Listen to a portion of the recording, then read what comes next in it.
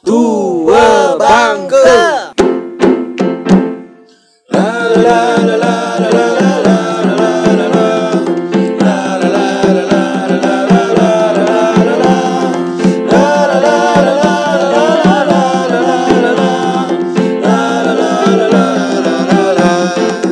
Tua Bangka, tak sadar tua, nak jadi apa?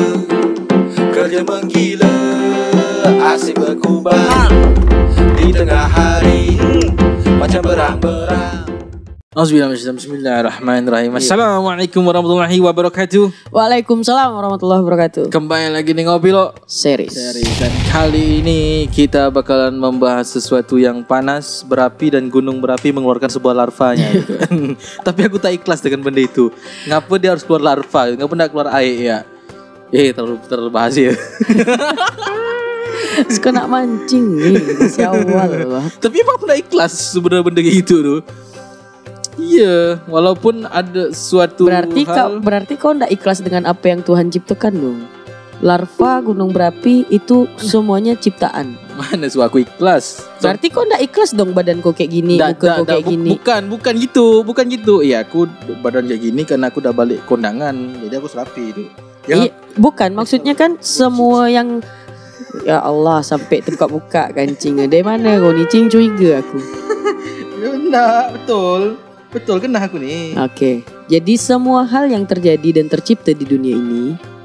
Tapi aku tak ikhlas. Aku pernah beli cabe. Belum selesai aku ngomong. Oh ya sih. Itu pun aku tak ikhlas ngomong. Terus apa guna kau ngajak aku duduk sini ni? Macam mana tu konsepnya tu? Apa tadi? Gunung Merapi, larva, kau tak ikhlas itu ada. Jadi kau maunya itu air. Maunya aku air. Contoh aku kalau mau beli bawang harganya sekian, terus dinaikkan harganya, mana aku ikhlas? Aku capek-capek kerja dengan harga segitu tuh dinaikkan harga tu. Untuk apa? Mending aku demo ya. Iya, dan demo lah. Demo lah, kau tunjukkan ketidakikhlasan kau tuh sampai mana sih ketidakikhlasan kau tuh. Tapi percuma, walaupun aku merasa tak ikhlas dengan hal tersebut. Nah, itu bakalan didengar. Lebih tak ikhlas aku dengan cara kayak gitu. Itu kau tahu ketika kau tidak ikhlas, kau meronta-ronta, kau tahu itu akan menjadi hal yang percuma. Jadi daripada kau tak ikhlas, kau nyakitkan diri kau ngerasa ada yang sesak di dalam dada kau, mending kau ikhlaskan. Justru percuma lah aku tak ikhlas. Kalau aku ikhlas dengan hal yang percuma, apa yang aku dapat? Rugi kan? Iya, itu tahu. Dia tuh tahu jawabannya. Nggak bisa gitu. Dia tahu jawabannya, tapi dia kayak rugi kan? Tapi kau tetap bertahan dengan ketidakikhlasan kau. Justru aku rugi, aku mau ngelak dari kerugian. Justru kalau kau bertahan dengan sesuatu yang namanya ketidakikhlasan, kau tambah rugi.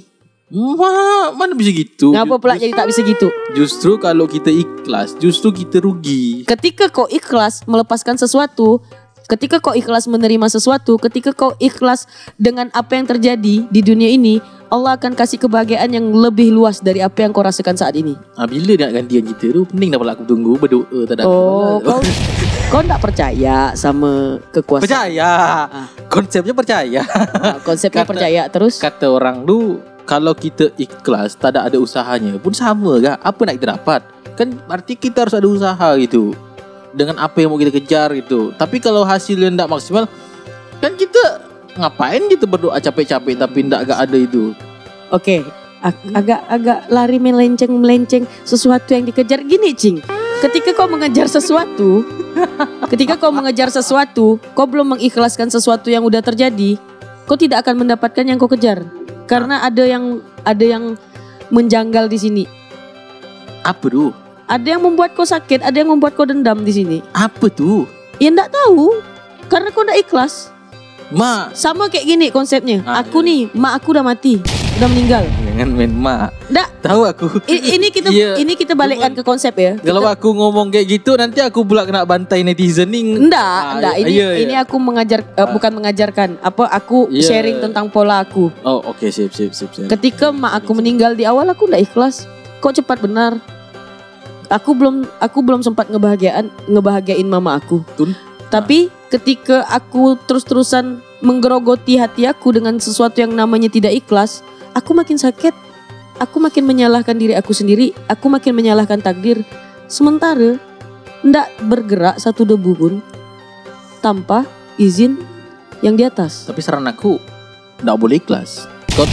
Kalau bisa Kalau aku ndak ikhlas, kasihan dong mama aku. Kalau bisa gini, bikin sebuah ajuan untuk bikin RKUHP baru. Apa jadi lari ke undang-undang nih mulai siram pakai kopi nih sakit. Lalu lari ke mana-mana. Kita ni nak ke Serdam dan kau ajak aku mutar-mutaran bawang. Akhirnya stres juga kan kalau gitu.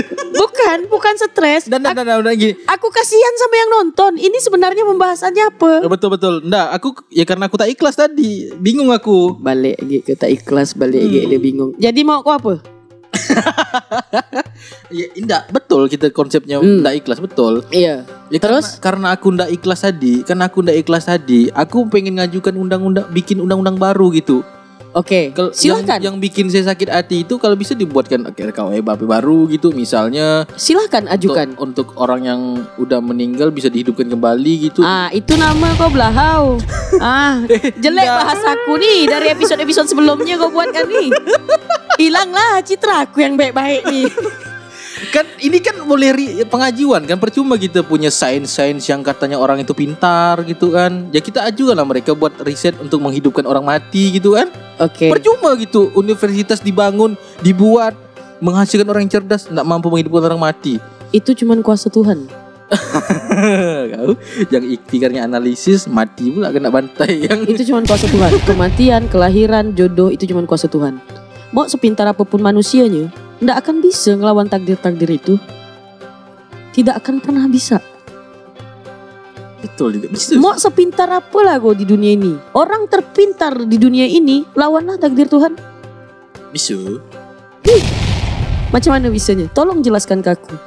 Kalau memang kau berhasil menjelaskan ke aku dan masuk di nalar otakku, masuk di logika aku belikan kau mobil baru saat ini juga. Aku tak mampu sih. Biar aku kredit, enggak apa-apa. Nggak usah kredit, nggak usah mobil, nggak usah. Enggak, ini kan aku mau ngasih kau hadiah kalau kau mampu menjelaskan tentang itu. Siapa yang mampu melawan takdir Tuhan?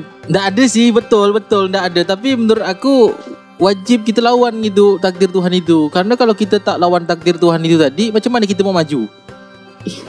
Takdir ada yang bisa dirubah dan ada yang tidak bisa dirubah. Nah, karena konsep saya itu yang bisa dirubah tadi. Iya. Karena kalau misal kita dalam rumah nih, kita pengen jadi polisi. Misal saya enggak ngolokkan masalah polisi itu enggak. Saya pengen. Enggak ada yang bilang kau ngolok, ngapa kau harus memperjelas? Iya, takut karena saya sering kena teguran berdinas sih. Disuruh ini sini ya. Saya jelaskan lagi diperjelas. Ini takut kena potong kayak kemarin kan. Jeraknya. Terus masalahnya kalau saya pengen mau jadi polisi, otomatis kan saya harus melawan takdir. Melawan takdir dengan cara olahraga, keliling, semua. Itu bukan melawan takdir. Itu sesuatu yang kau perjuangkan. Kau ingin menjadi polisi, jadi kau harus menyehatkan badan kau. Kita sadar diri. Ikhtiarnya, usahanya dengan olahraga, dengan menguruskan badan, dengan mengstandarkan diri untuk syarat-syarat menjadi polisi. Kita tahu. Itu ikhtiar, bukan melawan. Bukan. Kita tahu kita tidak bakalan masuk jadi polisi. Kita sadar diri, kita pengen melawan takdir dengan cara mencari orang dalam gitu biar aku bisa masuk. Nah, itu salah pula. Nggak berkah lah kau seumur hidup kau dapat gaji kalau kau nyogok. Berkah. Nggak berkah. Kalau aku dapat gaji, aku sedekahnya ke masjid sepersekian persennya. Percuma. Sesuatu yang kau mulai dengan salah, hasilnya akan tetap salah. Tapi kan yang menikmati fakir miskin gitu kan. Tetap nggak ada gunanya, ibarat menggenggam pasir di tangan. Ada yang tersisa. Tapi aku ikhlas ngasih dia. Biar kau ikhlas. Kau dapat gaji caranya salah. Harusnya ada orang yang lebih layak untuk masuk secara murni. Kau masuk dengan cara menyogok. Nah, gini itu nih. Salah. Aku nyari rezeki untuk bersedekah. Yang bersedekah tadi digunakan untuk Kau nyari rezeki dengan cara yang betul baru diterima. Tapi kalau kau nyari rezeki dengan cara yang salah dari awal, oh maaf, nggak ada konsep dalam Islam seperti itu. Ada. Coba jelaskan. Nggak apa-apa. Nah. Misalnya gini, aku mau main judi gitu kan. Tapi tujuan aku pengen membangun masjid. Percuma. Tapi aku ikhlas ngasih duit itu untuk masjid. Seikhlas-ikhlasnya kau. Kalau duitnya hasil duit haram, tidak akan menjadi sesuatu yang membuat kau mendapatkan pahala. Duit aku haram, mereka bisa ibadah loh. Ya karena mereka tidak tahu itu hasil duit haram. Justru dia tidak tahu dia bisa masuk surga, aku neraka. Itu pengorbanan aku untuk tidak dia. Seperti itu. Jadi ketika justru aku dapat pahala yang double dong. Enggak dong. Ketika aku tahu kau dapat duit haram dari hasil kerja kau itu duit haram. Iya. Aku tahu nih, aku tetap menerima traktiran makan kau, aku ikut berdosa di dalam itu. Karena aku tahu duit yang kau dapat tidak halal. Tapi kan tujuan kau berdoa sama Tuhan. Kau berdoa percuma. Kan? Memang ya Allah Maha Pengampun. Nah, Tapi terus-terusan kau lakukan. Kau udah tahu itu salah, tapi kau terus ngulang. misal gini, aku tahu aku salah. Masjid udah jadi. Terus aku mau minta ampun sama dia, macam mana? Bisa enggak? Bisa, tapi habis itu kau ulang lagi. Enggak. Itu. Enggak gini. Aku nih jujur nih. Nah, Tapi bukan aku jujur main judi, enggak. oke. Aku main judi. Dapat sekian miliar. Ku bangun masjid untuk daerah terpencil dan mereka bisa sholat.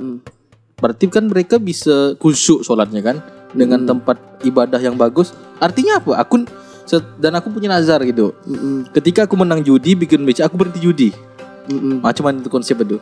Bisa Kalau- nggak aku diampuni tuh? Kalau mereka beribadah, mereka tetap sama pahala mereka. Nah, Mereka tetap dapat pahala, Baca- tapi enggak di kau. tapi aku Tapi enggak di kau. Aku memfasilitasi dia untuk sholat gitu. Iya, tapi kau tetap tidak dapat amal jariahnya. Harusnya Setelah itu kau bertobat, kau bilang, habis itu kau minta ampun. Kau bertobat kan, kau enggak mau main judi lagi. Kau cari rezeki yang halal untuk bikin masjid yang baru amal jariahnya ngalir di masalahnya kau. gini, daripada mereka dijadikan di haram, mending ku halalkan rezeki haram tadi. Nggak bisa. Tidak ada rezeki yang haram bisa dihalalkan, itu tidak ada. Terus ngapain di judi Bahkan itu? rezeki yang makruh yakni Nah. tidak bisa kita halalkan. Masalahnya gini, ngapain duit haram dibuat? Justru kita menghalalkan duit haram tadi. Kalau bisa judi tadi kita buat jadi syariah gitu, biar yang tidak ikhlas jadi ikhlas. Ini orang yang membenarkan kesalahan. Dia udah tahu itu salah, tapi dia berusaha untuk membenarkan itu. Jangan ditiru ya keluarga-keluarga di rumah. Enggak loh, ini kan kita mengajarkan judi bersyariah. Oh, dia mengajarkan nih. Nah, jadi dia harus siap-siap menanggung dosa jariahnya juga. Jangan ikuti, woi. Bukan gitu. Kenapa saya bilang judi bersyariah? Mungkin kan dia berjudi untuk mendapatkan kesenangan ya kan. Kalau aku berjudi untuk mendapatkan sebuah ketenangan. Ketenangan dari gitu aku dapat di judi untuk dia ibadah gitu. Ketenangan itu cuma didapatkan dari 3 hal. Sholat. Nah, aku judi, aku sholat. Bahkan aku berzikir di situ biar Kau aku bisa bilang menang judi. tadi dia bilang apa? Aku mau judi biar dapat ketenangan. Iya betul. Ketenangan itu kalau aku menang judi. Ketenangan itu cuma didapatkan dari 3 hal. Sholat, zikir, sama berserah diri, bertawakal. Ya misal aku main slot nih. Ketika ada Kau nih ngajak aku mutar-mutar terus deh tadi nih. kan aku bilang berjudi. Berjudi nih, aku berjudi nih, main slot nih. Ketika waktu sholat, aku sholat, tapi judiku tetap jalan gitu. Sama kayak kau melakukan hal yang sia-sia. Sama kayak kau cinta sama orang. Kau udah tahu orang itu gak bisa ngebalas cinta kau, tapi kau tetap kejar dia. Dia sampai kapanpun gak akan bisa ngebalas cinta kau. Kalau aku ngomongin masalah cinta, aku mungkin gak wikigal, aku gak bisa dapat apa-apa di situ. Tapi karena aku berjudi bisa mendapatkan hasil dan aku bisa memfasilitasi untuk orang sholat. Itu tidak salah, tapi kau tetap tidak akan dapat pahala karena duit yang kau kasih untuk orang-orang beramal jariah melakukan ibadah itu dari sesuatu yang haram. Haram tuh jelas ya hukumnya. Haram tuh jelas ya hukumnya. Iya betul. Haram tuh betul. Haram tuh jelas hukumnya. Karena yang haram tadi, karena aku punya visi tadi. Apa? Karena aku punya misi tadi, yang haram tadi. Mau misi kau tuh baik, mau misi kau tuh mensejahterakan masyarakat dunia ini, tapi kalau sesuatu itu dimulai dari sesuatu yang salah, tetap tidak akan benar hasilnya. Terus kita membiarkan sesuatu haram itu tetap berjalan gitu. Berarti kita nonton gitu. Oh, duit haram berjalan gitu kan. Kapan kita bisa membuat duit haram itu bisa berhenti? Nggak bisa. Tidak bisa. Karena selama masih ada setan di dunia ini, sesuatu yang dilarang Tuhan pasti akan terjadi terus. Justru itu tadi, saya mengajak setan juga bersyariah, membantu judi saya menang. Siapa ente sebenarnya? Setan diajak bersyariah. Kau ni siapa sebenarnya? Dibilang aja iblis tak gak? Bingung aku nih. Kau ni siapa sebenarnya? Enggak, saya itu sebagai orang yang ingin mensyariahkan sesuatu yang haram gitu. Kau mau mensyariahkan setan. Setan ya diusir Allah gara-gara dia tidak taat. Kau nak mensyariahkan setan. Allah ya mengusir setan. Kau nak ajak setan bersyariah. Aku tidak paham sih konsepnya di sini itu macam mana gitu. Bingung aku. Tuhan yang ngusir, kau pula nak merangkul setan. Macam mana nih cerita nih? Itu tadi. Karena gini, orang kalau menganggap suatu hal yang haram, Dia ndak ikhlas. Betul, aku ndak ikhlas betul. Karena aku ndak ikhlas, aku punya visi kayak gitu. Kurangkul yang haram, ku jadikan yang halal. Caranya situ, setan kurangkul gitu kan. Ku bantulah judi aku biar menang itu, biar bisa bantu orang ibadah. Oke, Itu. kali ini aku mau ucapkan selamat sama kau. Selamat bersenang-senang sama setan di neraka ya kelak. Nggak salah dong aku. Kan kau mau merangkul setan. Setan jelas-jelas tempatnya di neraka. Iya, justru aku menyadarkan Ya setan. udah cacing, selamat. Jangan. Selamat cacing. Salah enggak? Salah enggak bang? Aku mengucapkan selamat ke dia. Bukan. Kan aku kan iya, aku tahu mungkin Jangan merah muka tuh biasa ya. Bukan, aku tahu mungkin setan udah ndak bisa disadarkan. Banyak mungkin aku bisa lanjut. Bisa jadi.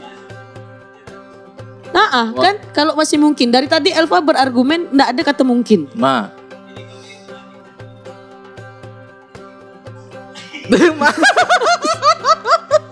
Terpancing. Tapi tak gini kan kita tahu nih setan tidak bisa Tuhan aja sampai membuang setan ke neraka kan. Bukan membuang ke neraka, mengusir setan dari mengusir surga. setan dari surga. Dan saya mau ngerangkul dia untuk balik ke neraka gitu. Ke neraka.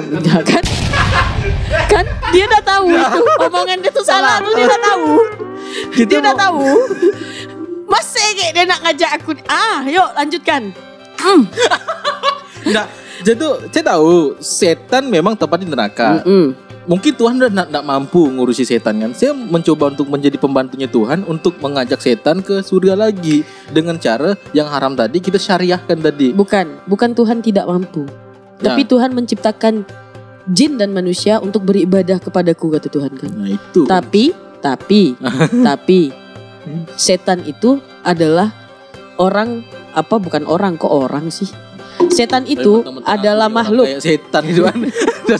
Setan itu adalah makhluk yang akan mengajak kita berbuat maksiat, zolim dan lain hal. Nah, karena dia tidak mau sendiri di neraka. Karena aku tahu konsep setan mengajak orang, kali aku yang ngajak setan. Macam mana dia bisa begitu? Hebat sih cacing. Hebat sih kau kalau bisa ngajak setan. Gimana keluarga? Setuju ndak nih sama aku? Ngeri sih pembahasan ini nih, ngajak setan balik ke surga. Jelas-jelas di Al-Quran tuh udah ada ayatnya. Aku cuma ndak hafal ayat berapa, di surah apa, di halaman berapa. Jelas-jelas setan tempatnya di neraka. Dia nak merangkul setan masuk surga. Macam mana konsep ini? Agak ngeri sih aku sama manusia ini nih. Jujur nih. Pembahasan ini tentang ikhlas. Jadi ke halal haram, jadi merangkul setan ke syariah. Aduh, kok kira ini bangga apa? Ada bank syariah Indonesia. Ya kan aku gini konsepnya banyak tuh, gini aku tuh mengajak orang untuk ikhlas gitu, mengikuti ajaran enggak bukan gitu.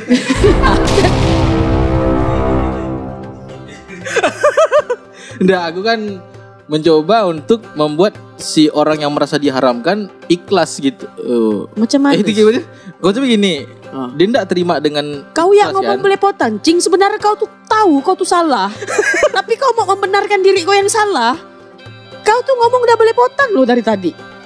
Aku nih tahu aku salah, tapi enggak bisa. Aku harus benar nih. Iya, karena aku tahu salah, aku tak ikhlas. Ini tipe-tipe laki-laki egois keluarga-keluarga. Jadi dia jomblo. Jangan ada yang mau sama dia. Jadi kalau kita kelahi sama dia, nanti malah ya dengar sendiri dia benar sian. Jadi itu ya, kita pahami ya apa yang kami sampaikan ini. Ambil yang bagus ya. Jangan ngambil hancur. Ada yang mau sampaikan tentang setan. Ada yang mau sampaikan. Aku enggak mau nyampaikan tentang setan. Lebih ke tentang ikhlas tadi. Dari awal kita bahas ikhlas kan. Iya kan. Jadi sesuatu yang harus kita ikhlaskan tuh adalah sesuatu yang kadang-kadang kita tidak inginkan terjadi dalam hidup kita. Apapun itu. Kita harus ikhlas. Kalau kita tidak ikhlas, kita akan terjebak di sudut yang bikin kita sakit. Hati kita akan tergerogoti karena selalu merasa bahwa ini tidak adil, ini tidak adil, ini tidak adil. Nah, sebenarnya adil itu adalah ketika semua manusia tidak adil, jadi adil. Nah itu tadi, makanya kalau bisa, kalau kalian ingin masuk surga cepat, rangkul setan masuk surga dan syariahkan yang haram. Kita tutup lagi. Yo, kita sampai di sini revolusi otak kita sekarang. Sampai keringat loh aku kali ini nih. Yo, kita tutup kan. Biasanya aku enggak pernah keringat loh Cing ngomong sama coaching. Mungkin yang nonton sekarang akhirnya panas. Panas loh aku. Yuk, kita tutup hari ini. Wassalamualaikum warahmatullahi wabarakatuh. Waalaikumsalam warahmatullahi wabarakatuh.